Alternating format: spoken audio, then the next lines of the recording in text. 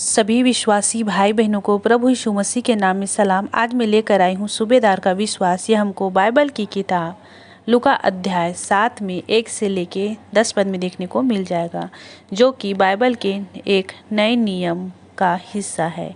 दोस्तों, इसमें एक सूबेदार और उसके दास की कहानी है।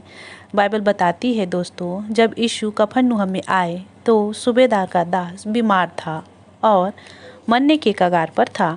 दोस्तों, यहाँ जानने वाली बात यह है कि सूबेदार एक रोमी अधिकारी था जो यहूदी धर्म का अनुयायी नहीं था। अनुयायी का अर्थ होता है वह व्यक्ति जो किसी के मार्गदर्शन, शिक्षाओं या सिद्धांतों का पालन करता है। इसके बावजूद उसका विश्वास और विनम्रता दिखाते हैं कि सच्चा विश्वास जाति, धर्म और सामाजिक स्थिति से परे होता है।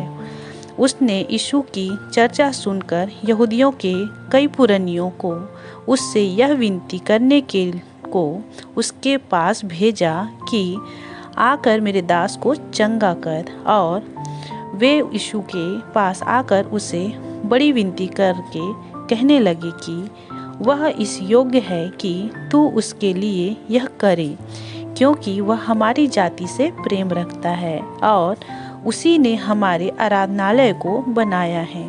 जब यीशु उसके घर की ओर जा रहे थे तो सूबेदार ने अपने मित्रों के माध्यम से यह संदेश भेजा कि हे प्रभु, दुख न उठा, क्योंकि मैं इस योग्य नहीं कि तू मेरी छत के तले आए।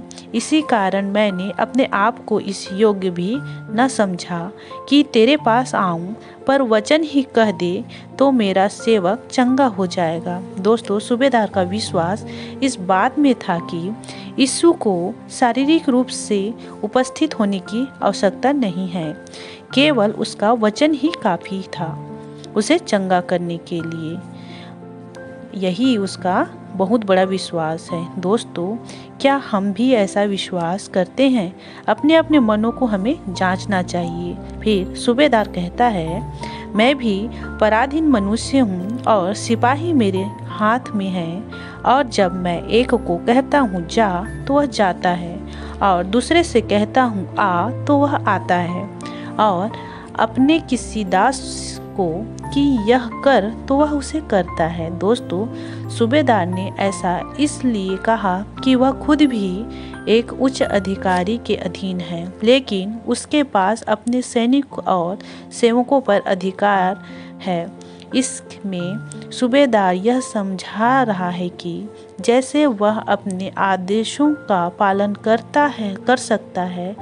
करवा सकता है, वैसे ही वह यीशु की शक्ति और अधिकारी को भी पहचानता है। दोस्तों, यह सुनकर यीशु ने अचंभा किया और उसने मुंह फेरकर उस भीड़ से जो उसके पीछे आ रही थी, उसने कहा, मैं तुमसे कहता हूँ कि मैंने इज़राइल में भी ऐसा विश्वास नहीं पाया। मरकुस 11 अध्याय में 24 वचन में हम देखते हैं दोस्तों, लिखा है, इसलिए मैं तुमसे कहता हूँ कि जो कुछ तुम प्रार्थना में मांगते हो, विश्वास करो कि तुम्हें मिल गया है और तुम्हारे लिए हो जाएगा। यीशु ने सिखाया कि हमें अपनी प्रार्थनाओं में विश्वास करना चाहिए कि जो हम मांगते हैं वह हमें मिल जाता है। हमें भी ऐसा ही विश्वास करना चाहिए।